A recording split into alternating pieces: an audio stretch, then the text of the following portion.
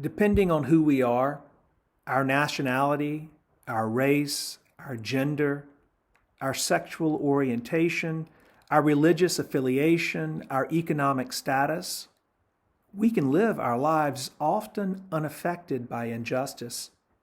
In fact, we might even be reaping the benefits of injustice, like being able to purchase fruit year-round when it is shipped in from California and Mexico, or stretching our dollar by buying clothes made in a factory halfway around the world. Injustice is easier to live with when it's not in our faces on a daily basis, and simpler to rationalize when we refer to it as just a part of the economic system on which everyone depends.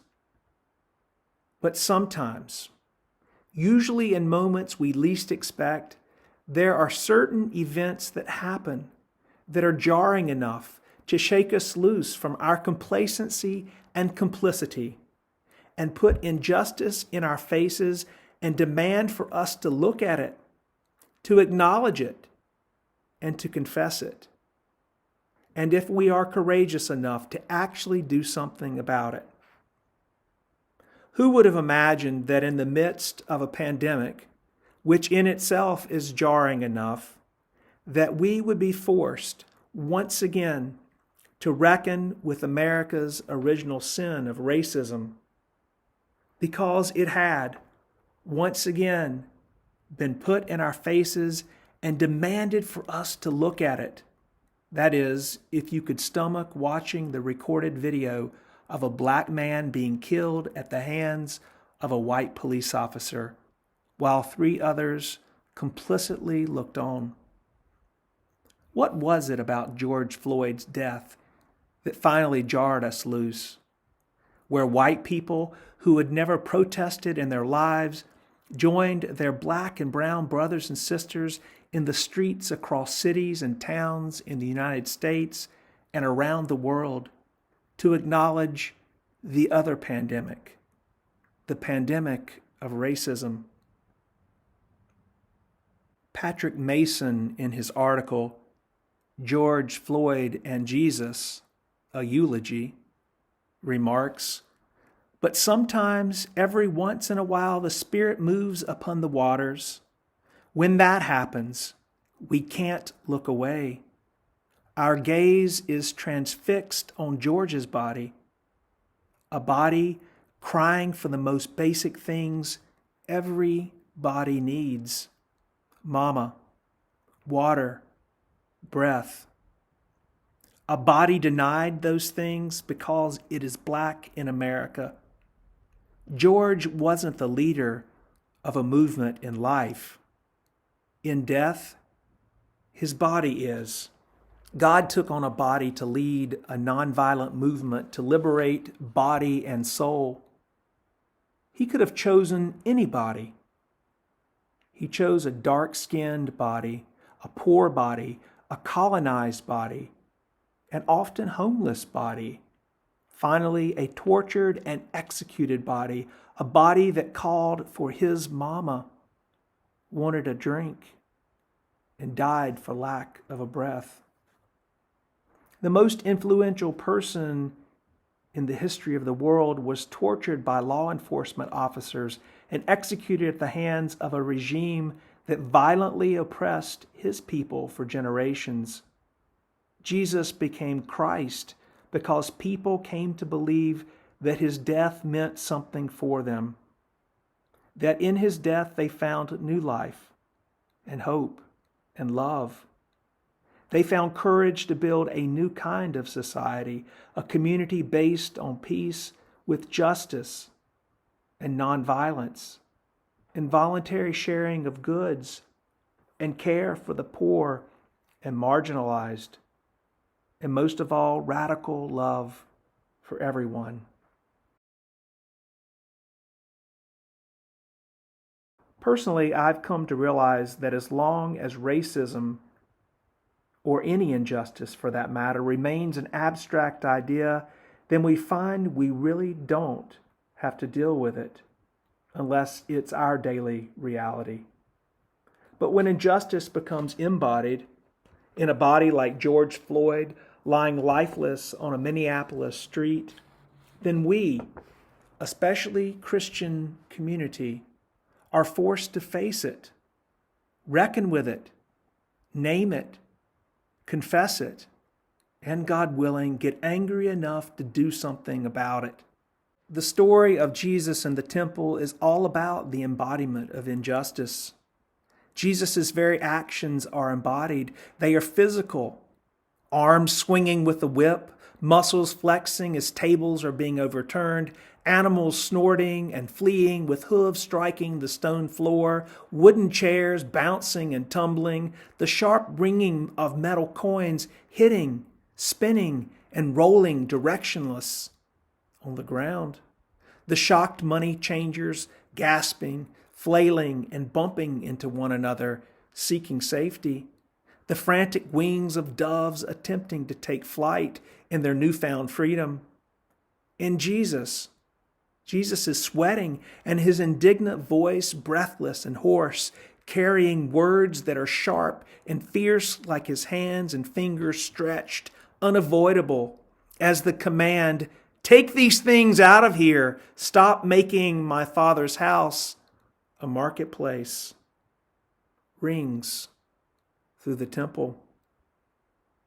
Reverend T. Denise Anderson in our Lenten devotion states unequivocally that Jesus is effectively inciting a riot. Surely not our Jesus, meek and mild, a man of peace and love. I suppose that's why we like the sanitized title of Jesus, cleansing the temple, as if Jesus is playing the role of a custodian, dutifully sweeping and mopping and dusting and whistling while he works. No, Jesus is pissed off. And if we don't get that from what Jesus does in the temple, then we are not paying attention. Sometimes it takes destroying some public property to get folks to notice. However, there is also another level, a deeper level of embodiment in what Jesus does and says. See, the temple is his body. The Word made flesh, a living, breathing tabernacle, a holy tent made of blood and muscle and held together with tendons and ligaments and covered with real human skin, his skin, Jesus' skin that will be lashed and pierced and nailed to a cross. Even what Jesus does and says that day in the temple, when tables were overturned, as jarring as it was for those who witnessed it, wasn't enough to get people to really notice the true injustice of what was really going on in the religious system, the economic system, the accepted, codified social structure of the day. It wasn't enough to expose the crushing and cruel weight of humanity against humanity. It was going to take the injustice of a dead body that had been publicly killed in broad daylight to get folks, at least some folks, who were willing to face what had happened and to reckon with what Jesus had done and wrestle with the implications of Jesus' words and actions and to find the courage the chutzpah, the gritty trust to actually put their own bodies on the line and join God's justice movement to dismantle every injustice that attempts to distort and destroy the human community.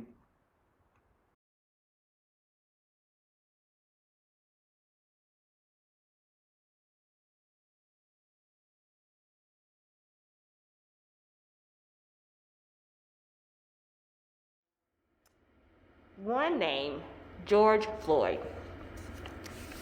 This name turned over many tables in our community. In a system of oppression, what tables need to be turned? Has your community or church turned over any tables in a system of oppression?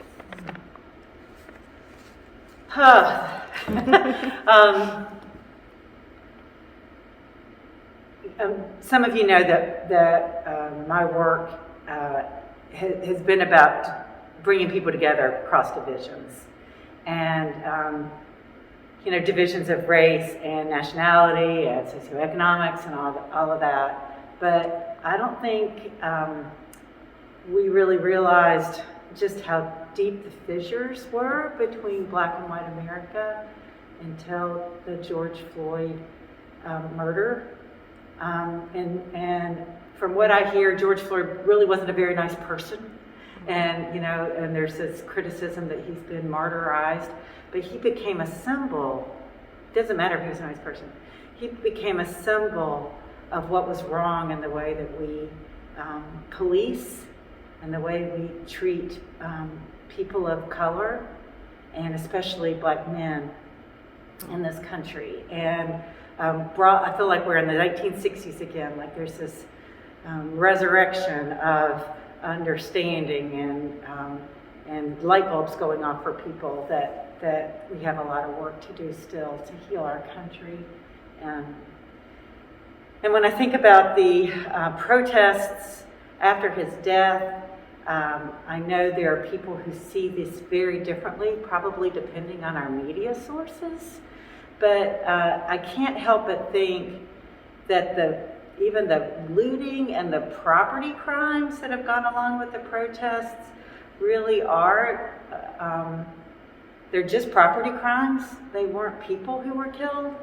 And that there are people who are a lot more upset about a jewelry store window being broken than they were about George Floyd dying inappropriately through poor policing, through criminal policing. And so I think about Jesus turning over those tables in the temple, and that was definitely a property crime. I mean, he definitely broke the jewelry store window. And the more I've studied that story, he let these doves go free, which was that was the sacrifice that the poorest people brought to the temple. And so I just feel like there's something in that story for us about Jesus intentionally committing property crime as a way to get attention about how the most marginalized people in his culture were treated by the system.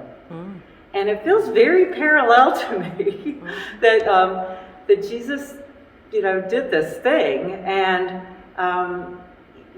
we're all like, peaceful protests are great, but the looters are bad. But then Jesus says, follow me and I'll show you how to do it. And he's committing this property crime to protest. So that's what George Floyd brings up for me. The way we all are complicit in the systems.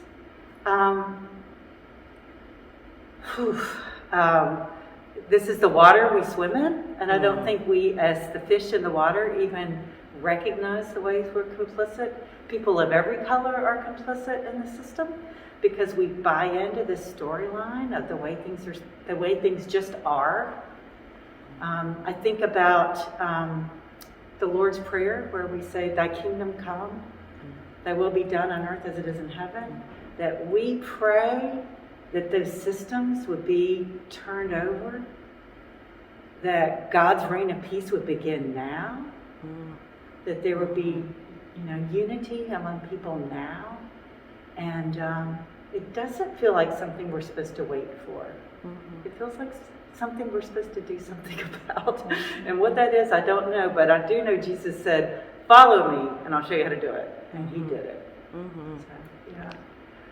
That is so profound that you made that connection to the property destruction that Jesus did to the property destruction of the riots. Like, I had never heard like that comparison before. And I think as we go through Lent, I think it's time to really reflect on our feelings, on why we feel that that property was so sacred to the community, but yet his life was not.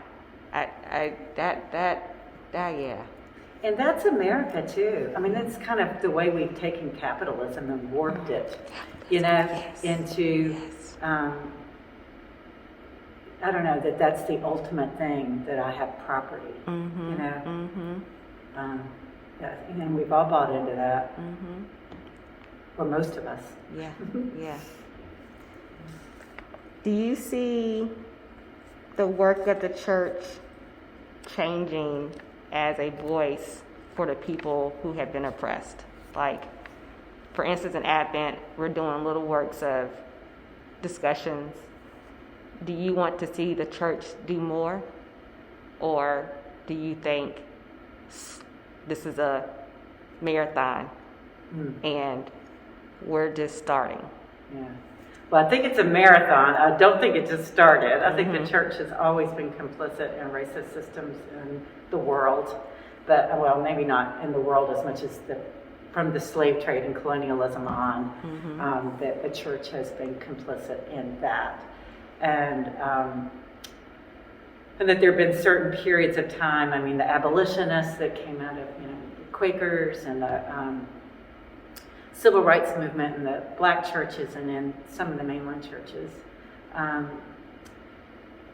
The Catholic Church in Central America with liberation theology, that the church at certain times has risen up to the challenge of cultural justice issues and taken a leadership role. But for the most part, the church has been buddies with the bad system, and actually, and this is where we get the word, this kind of conservative thing, conserving the way things are, has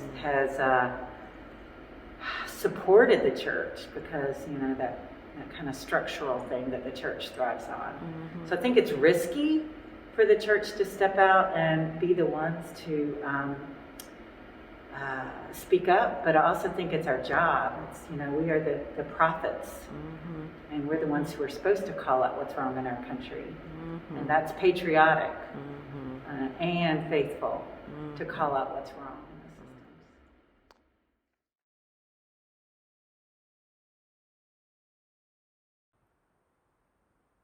I woke up and realized I was sitting at a table that oppression built. The patriarchy made the food, cheap labor sewed the tablecloth. The guest list was exclusive. Fear was the host. And the people seemed happy, but the food tasted awful, because milk and honey are reserved for God's promised day.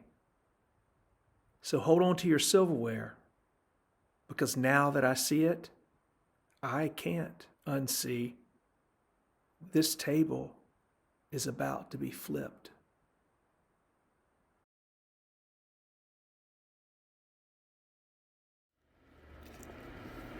Something I noticed, and it's been happening over the years in society, in this country, and even in the church.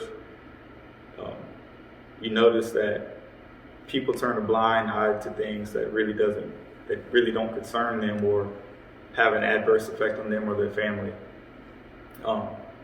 So when you see something like a murder on television that played out in broad daylight, and we see things on TV, we hear things in the news, sometimes we can get desensitized to some of the things that we hear.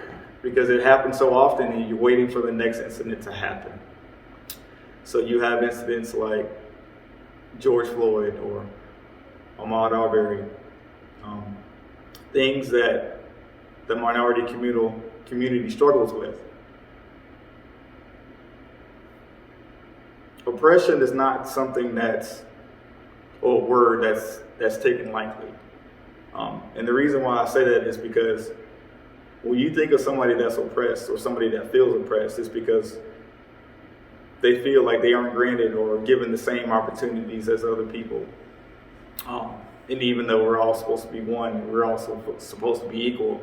And it's not anything that's fabricated or made up. I mean, you can talk about this with facts and records and data. And it's been evident for decades. So with oppression, people don't like to talk about it because sometimes it makes them feel uncomfortable having those difficult conversations, especially in the church. One thing I like about Advent is that this community is not afraid to have those difficult conversations. And so you can sit down or you can email different people and have those conversations about the police, defunding, or all those other terms that individuals like to use. When I think about oppression, the first thing that I think of is, and it just keeps popping up in my mind, is poverty. That's the first thing I think of. I see it firsthand with the school system and how you have underdeveloped high schools and elementary schools, and you have other high schools in the same city, but just in a different zip code that look like college campuses. And I know the tax brackets are different depending on the zip code. I was like, man, does everybody have the same equal opportunity at education? When we had our town hall via Zoom, I'd probably say about 6 months ago, within the Advent community, it was a great discussion. And one of the things that we talked about was with Charlotte as a whole. One of the things that I brought up was Charlotte being 50 out of 50 out of major metropolitan cities of children and students that are born in poverty, getting out of poverty. And that study was released 2.5 years ago, and nothing has changed. Nothing has changed. So what is the value of a human life? And that's been my biggest argument in everything. So when the minority community, when anybody talks about oppression, talks about keeping somebody down, or you feel a certain way about somebody because you feel like they're not where you should be, that's oppression. As in the church, just don't turn a blind eye to it. Continue to talk, continue to have these conversations with each other. Continue to have these conversations with people that don't go to Advent, even as uncomfortable as they might be. I have no problem having a conversation with somebody that has differing views than I do. That is supposedly what's supposed to make this country great.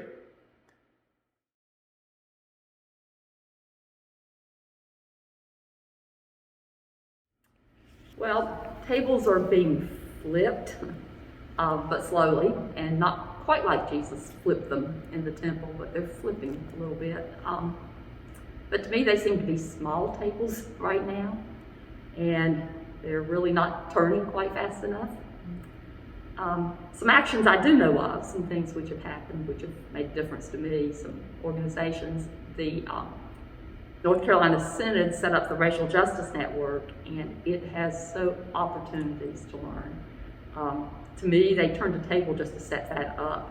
They have conversations and videos, places you can safely confess, places that really help us move toward justice. So that's been a place, I think they flipped the table doing that. Advent turned the table by setting up by really staring the issues in the face and setting up the racial justice group and working to educate and to help people to have conversations with each other and help move them toward action instead of just having that chat early on. So that's been a good opportunity. I think my personal table was when I recognized that I, as a white woman who's been around a little while, that I believed or ignored the lie that oppression was behind us. And it took some time for me to realize just how wrong I was.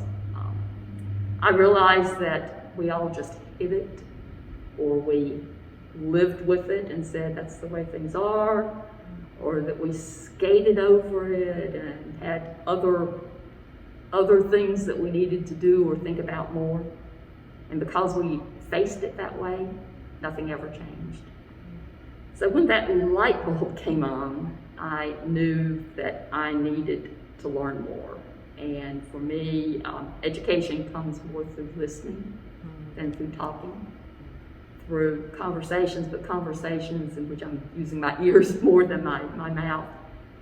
And I've also learned that I have to be courageous enough to speak and to act, to speak out when there are inequities, to speak out when there's injustice and oppression. And that's something that's hard for me to do because I lean toward keeping the peace and keeping it kind. But that's something that I'm learning, and I think that's something that we all need to learn. And if our tables are going to turn, and if they're going to turn more quickly, and they really do have to, we all really have to gain that awareness, and we have to be able to flip our own tables.